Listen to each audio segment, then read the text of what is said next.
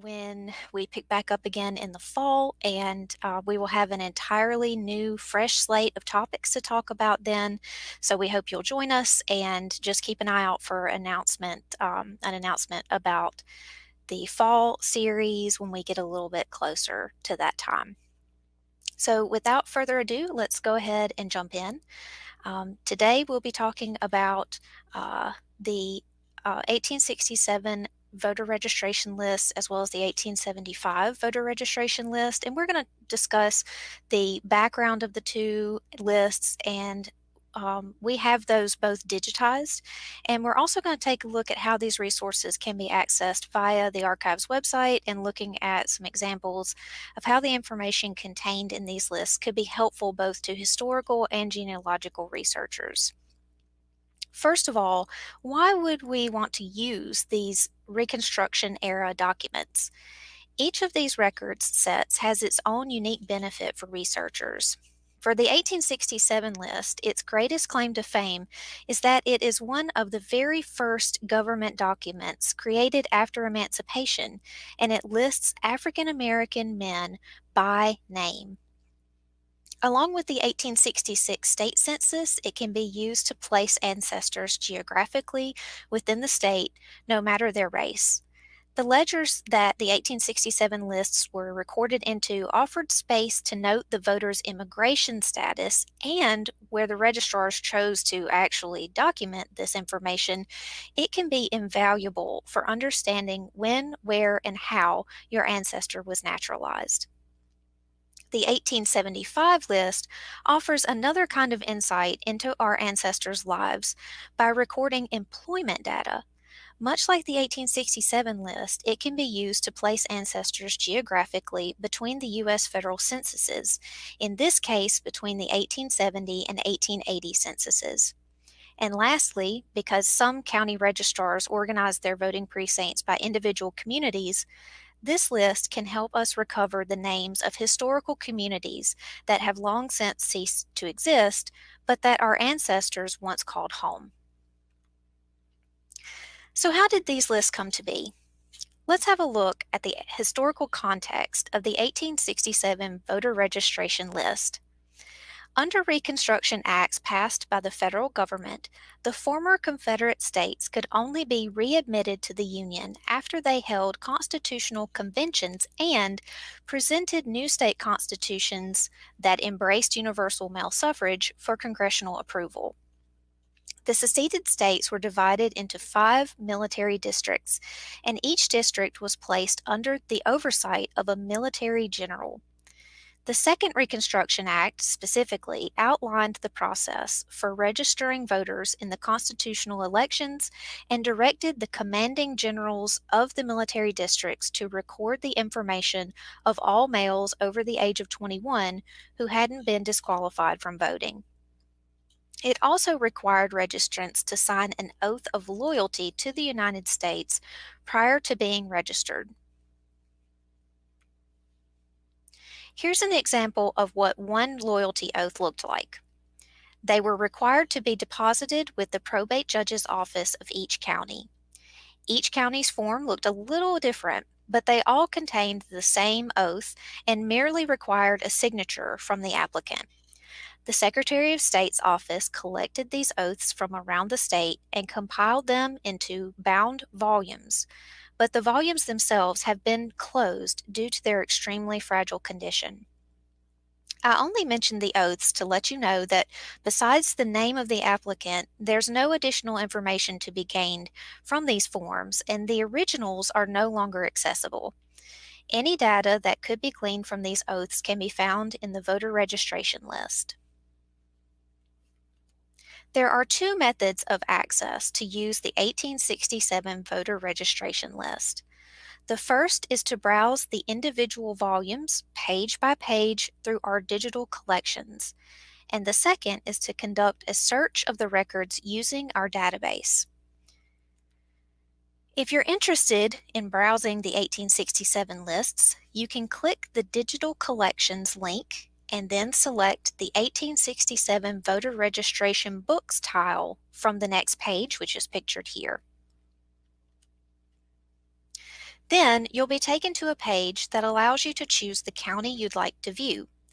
This page also mentions that the volumes for some counties have been damaged due to severe mold. 8 counties' volumes were impacted in this way. There are no volumes for Montgomery or Clark counties in our collection. Let's move on to the search method, and then we'll take a look at some examples of the digitized lists themselves. If you click the 1867 Voter Registration Database link from the Explore Our Collections page, you'll be taken to this form that contains many boxes. I always recommend that patrons keep their searches as broad as possible when using this and other archives databases to avoid accidentally eliminating search results by being too precise. Here, I've modeled one of the broadest searches possible. I've simply supplied a surname and hit the search button. The corresponding list of results shows every registered voter with the surname Warren in the entire state, with the exception of Clark and Montgomery counties, for which no lists exist. There are 238 total hits for that search. Next, I've demonstrated a very specific search. I've supplied the first and last name along with a specific county and told the database I only want to see results for African American voters. The database offers only one match, Cyrus Warren of the Portland community in Dallas County. Now, this search worked because I've used Mr. Warren as an example in a previous talk, and therefore I knew exactly which terms to use to bring up only his entry. On the other hand, what if I didn't know for sure where Cyrus Warren lived, and it turned out he actually lived across the county line in Perry County? By limiting my search to Dallas County and only Dallas County, I would have eliminated him from the results. And what if you were searching for an African American ancestor who was able to pass for white and was registered that way? If you selected the African American option on this page, there's no way your ancestor who registered as white could possibly be displayed in the results. Again, less is always more when it comes to searching our databases. You may have noticed in each of the previous slides that there is a column on the far right side of the results page that's labeled Page Image. For each entry in the database, we've included a link to the digitized page of the original volume where the entry was found. Some users think that the original volume could contain more information than what is presented here in the database, but with a few exceptions, it's pretty much what you see on the results page is what you're going to get: a name, the person's race, and a location. And that's exactly what you see when you click Page Image: a name, the person's race, and the location. Now, previously I mentioned that in some volumes you can find information about the voter's immigration status. This example is taken from the Mobile County book and shows naturalization information for 3 men: Mr. Lyons from England, Mr. Marks, formerly of Bavaria, and Mr. McCarthy, who's from Ireland. Not only do we get their country of origin, but we also know when they completed the naturalization process, before which judge, and in which court they filed their paperwork. If you've ever tried to do any research on immigrants in Alabama, you'll know what a huge discovery this could be. I noticed that this immigration information is displayed in the comments section of our database results, so I conducted a search of just the word court to try to get an idea of how many voters were documented in this way. I believe there are roughly 600 naturalized immigrants captured through the 1867 lists across 29 counties, with Mobile County being by far the most consistent. 600 is just a drop in the bucket compared to the thousands of men who registered to vote, but if your ancestor is included in that number, then you've hit pay dirt. Next, we're going to take an in-depth look at the 1875 voter registration lists. The creation of these lists was mandated by an act of the state legislature, specifically Act Number 17, which was passed in 1875. State legislators instructed the Secretary of State to appoint registrars for each Alabama county to oversee the registration of qualified voters. The act instated an updated version of the loyalty oath, and you can see the text of the oath in this image. Instead of having oaths signed individually by the voters, this oath was printed at the top of each page of the volume and listed the individual's name on the page indicated that they had taken the oath in front of the registrar. The lists for 32 counties exist today. As of today, March 22nd, 2021, the 1875 voter registration lists have not been indexed in the way that the 1867 lists have, and this means that we don't yet have the capability to search for individual names within those lists. We hope to be able to index these volumes someday to allow deeper searching, but for now, the best we can do is to focus in on specific communities where those are available. Sorry about that. Oh, lost my place. So we're going to go to the ADAH Digital Collections page. We're going to click the 1875 voter registration tile. We're going to select the county that we need. And we're going to continue with our example from Cyrus Warren. So I know that he lived in Dallas, and I would select Dallas. Okay, so continuing with the example of Cyrus Warren here, I recall from searching the 1867 database for him that he actually lived in the Portland community in Dallas County. So in the search box, I typed Portland, and it took me to where the list for that specific community started. You can see that the community name is listed at the top of the page as indicated by the white box.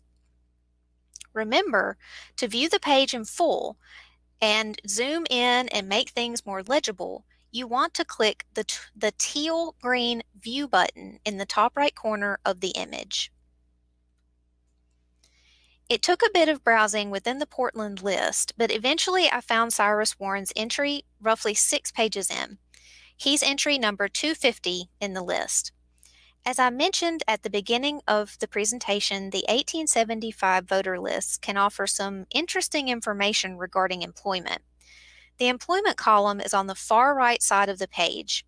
The information listed here varies greatly by county and even by the precinct, as some local registrars didn't bother to fill in this blank at all, while others used very descriptive terminology for occupation. Dallas County tends to fall somewhere in the middle, usually listing a profession like lawyer or physician if the person knows a trade, or another person's name if the individual works or farms on that person's land. Mr. Warren's entry, though, is a little different in that it clearly states he works on his place, meaning he acquired his own land and works it himself. I mentioned a moment ago that you'll find great variation within the voter registration lists when it comes to what information was recorded and how detailed it is. That goes for both 1867 and 1875. Some registrars took the time to be very thorough, while others did the bare minimum. There is also variation from county to county and sometimes from page to page where location is concerned. On this slide, I have a comparison of 2 pages from Dallas County. On the left, we have the top of page number 68, which gives a location of Independence Community. Registration in this area was coordinated by Mr. A.H. Granger. On the right, we have the top of the very next page, page 69, which simply says Precinct number 6. This precinct was coordinated by Mr. Charlie L. Brown. Mr. Granger gave the descriptive name of the area where he was working, while Mr. Brown gave only the precinct number. Today, I can find Independence on the map, and I know exactly where in Dallas County that community was located. But precinct number 6 doesn't mean anything to me. This variation is why you'll find some volumes in the 1875 database where multiple community names are listed in parentheses and are therefore searchable with the search box. and other volumes that have no community names at all. That's going to conclude our discussion of the voter registration lists. Please be sure to complete our survey, which should be linked in the chat. We read every single response that we get, and we really love the feedback. So if you wouldn't mind just taking a moment, it really won't take long. It's not very many questions. If you wouldn't mind going and leaving your feedback there. And I'm going to close out of my PowerPoint so I can hopefully see the chat and maybe take some questions if anybody has any questions for the chat. And okay, so we've got one. Dara Brooks, how can I determine the geographical location of specific districts and precincts? So Dara, that is the challenge when you don't have a specific community name to use. It's where a precinct or a district was located back in 1875 or even further back in 1867. One method that I've used is to kind of look at, say we're using the 1875. I'll kind of look at the names that are near each other for the person I'm looking for. So let's say, I found my ancestor on the 1875 voter registration list, and there are, names on either side of him on the list. If I don't know where he's at in 1870, I might try to kind of backtrack using the 1870 census to see where some of those other individuals were. And hopefully the 1870 census, or moving forward to the 1880 census, will give you a better idea of geographically where this person was at. But people did move around. They, especially if they were moving from job to job or place to place, there is going to be some variation. I found someone in 1870, tried to find them in the same place in 75, and they're not there anymore. So, a lot can happen in 5 years' time in a person's life. And unfortunately, we don't always have the answer for exactly where in the county a particular district, precinct, or beat was located.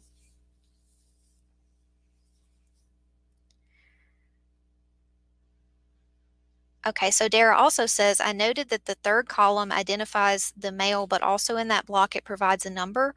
What is the significance of the number? That's just a count. They just kept a count of how many people they had registered up to that point.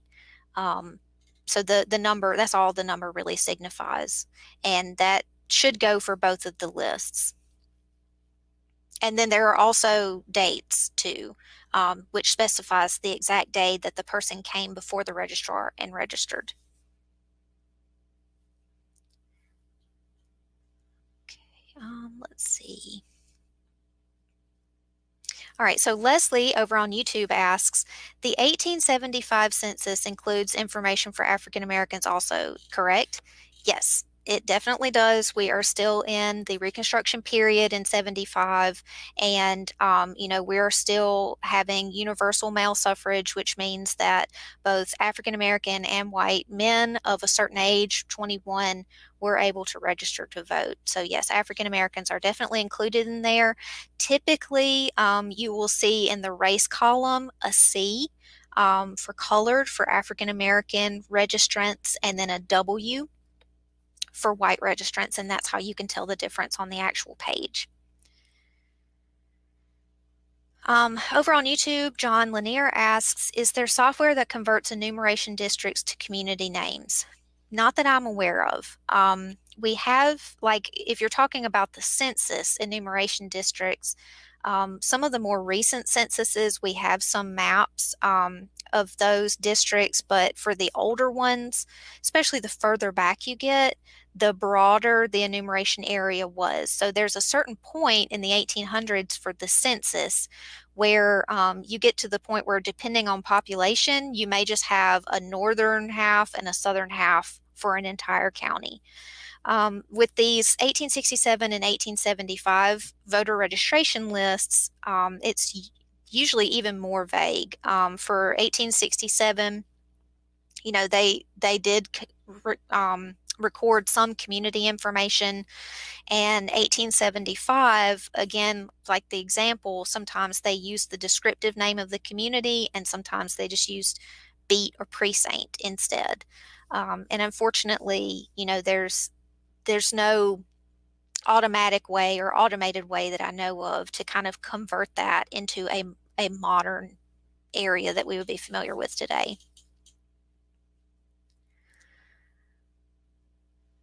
Okay, let's see here. I'm going to make sure that I haven't missed any questions. Okay.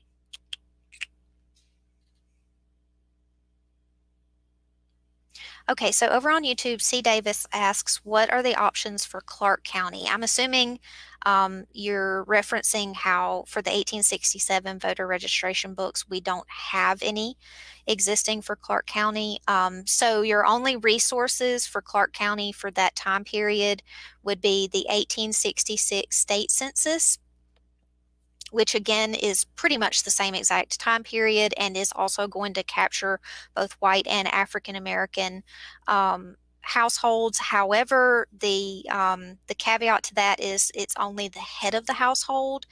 The state censuses are not as detailed as the federal censuses, where you get the name of everyone listed. The state censuses only list the head of the household, and everyone else is tick marks by age.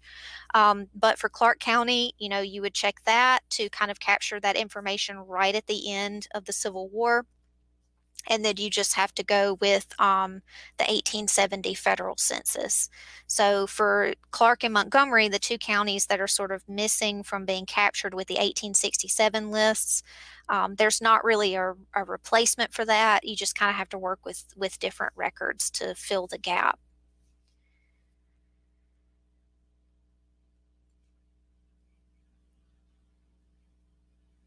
Okay, so Lisa on Facebook mentioned that the presentation was short. Yes, yeah, not a ton of ground to cover with these two lists. It's pretty straightforward. But I wanted to remind everyone that if you do miss a live broadcast, these research rundowns are posted to our official YouTube channel, and I think they may also possibly be available on Facebook after the fact as well, but definitely the YouTube channel, the Archives YouTube channel. So, if you ever can't make one of our live broadcasts, you can check it out there and catch up on what you missed there. So Lisa, I hope that you will jump in over on the YouTube channel and catch us there and get the information about the voter lists. Okay, so Mike on Facebook asks that the video started talking about the fall series. What were those details? Mike, we don't have any firm details yet. Stay tuned. When we get a little bit closer to the fall, like August, September-ish, when we get closer, we will be announcing the next series. And like I mentioned at the beginning, we will have an entirely new slate of topics to discuss. And we have also discussed possibly having some guest speakers in, so we'll see if we can work that out. But yes, we don't have any hard and fast plans yet for the fall. We just know that, we will be bringing the series back then. So Edna on YouTube mentions that she can find her ancestor on the 1867 voter registration, but can't find him on the 1866 state census. And that's not uncommon to find someone somewhere and not the other. The 1866 state census was someone coming around, I assume, to your location and registering you, whereas the voter registration was something that you had to actually go to the registration location and sign up for. So we will get that. We will get some people that will be, they were enumerated in the state census, and then for whatever reason, they did not, go register to vote in 1867, and the other way around. So both of those resources, the 1866 state census and the 1867 voter registrations, are good kind of fillers in between 1860 and 1870, and they're really great to capture that right at the end of the Civil War period, but things were very unsettled at that time as well. And so they're not always going to be comprehensive and capture everybody that should have been included. But you can really say that for the federal censuses too. Sometimes we know people are there in a community and then they just don't get enumerated in the federal census either. So that's not uncommon. Okay, so let's see. Reading through the comments here. Lewis Nixon asks, how do I find prior series on YouTube? Lewis, you can go to YouTube and just search Alabama Department of Archives and History. You can find our channel there, and not only can you find previous research rundowns, you can find all different kinds of videos there that the archives has produced over the years, all of our Lunch and Learn programs and all of the other, kind of public programming will be there too. So there's lots and lots of really great resources there on the YouTube channel. You should definitely check it out and subscribe if you haven't already. All right, so Leslie Johnson on YouTube asks, does the ADAH have information about the history of voting in Alabama? Yes, we have lots and lots of information about voting. You can check out, different voting-related digitized documents on our digital collections. You can also, always a really good resource for just general topics like that that we like to plug is the Encyclopedia of Alabama. So that would be a really good resource for you. Make sure you check out the Encyclopedia of Alabama. It's really great. And let's see. Yeah, so I think, I would start with Encyclopedia of Alabama and general information like that if you're just looking for a very broad topic like voting. All right, let's see. So C. Davis on YouTube asks, when, in terms of years, were the voter registrations? So the 1867 voter registrations took place in 1867. The 1875 books will sometimes include dates past that. So every now and then we'll find an entry that's dated like 77 or 78. So I think some of those volumes in some counties were utilized for subsequent voter registration, and others were just used in 75 and that's it. So it's going to depend on the county as to what you actually find there time-wise, but I haven't seen any of the 1870s period go past like 1878. So it's kind of concentrated right there in the middle of the 1870s.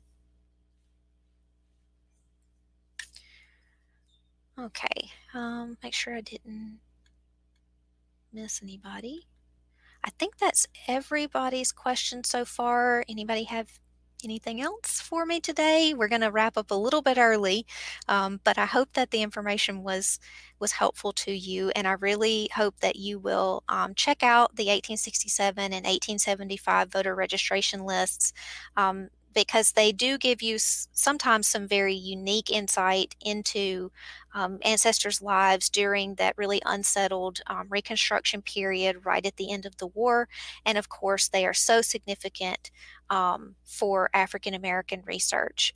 So I think we're going to wrap things up for today with this one, and then our next research rundown will be April 5th at noon, and then we'll actually have 2 more rundowns in April, and that's going to conclude our spring series. We're going to pick back up again in the fall and continue from there with some new topics. So thank you so much, everybody, for attending today. Make sure you fill out those surveys. It's linked over in the chat. We love to hear your feedback, and we will see you again on Monday, April 5th. Thank you. Bye-bye.